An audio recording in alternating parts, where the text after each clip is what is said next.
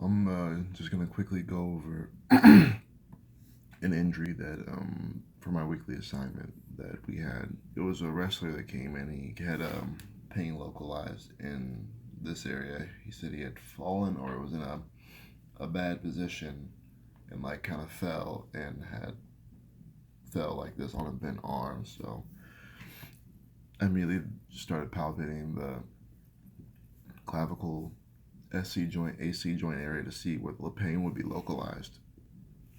Like I said, I palpated the AC. Jesus Christ. I palpated the AC joint. No, SC joint, AC joint up here along the clavicle. Make sure there's no fractures. Also palpated the musculature along here, pec major, and then some of the scalene muscles too to make sure there was no injury to the neck.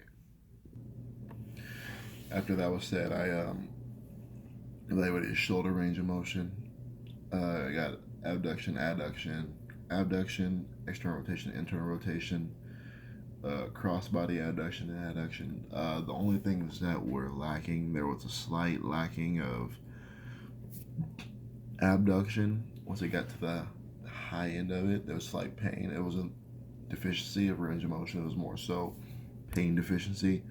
And then cross-body adduction, when you got to both end ranges of motion, there was pain, but not really a deficiency in range of motion or so a bony block. It was more a pain threshold block. The pain was elicited with both active, passive, and, well, not really resistive, but mainly active and passive when it got toward the end range of motion. It didn't really matter whether it was me doing it or him doing it. He had slight pain when it got towards the end range of motion. Resisted range of motion wasn't too bad. Like I said, resisted elbow crossbody adduction was a little painful for him, but nothing too extreme there.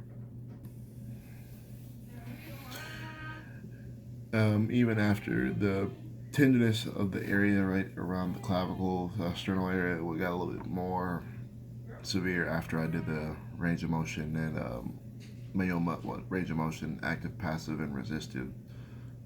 So then I proceeded to do some special tests, which were the O'Brien's test and the resisted extension tests, were crossbody adduction and resisted extension. Um, Both elicited some form of pain, so I guess my end diagnosis was, SC joint sprain. It kind of presented itself directly as it was. It wasn't too difficult to diagnose.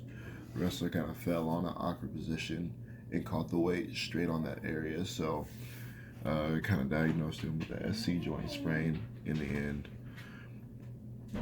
Told him to, it really wasn't much we could do at the time because it was going into state wrestling, which we had a match the next day, so we tried to ice it a little bit, and then Peter tried to do a little K-tape to alleviate pain in that area, and we see how it played out. This is the end of my upper body evaluation that I recently had for clinicals.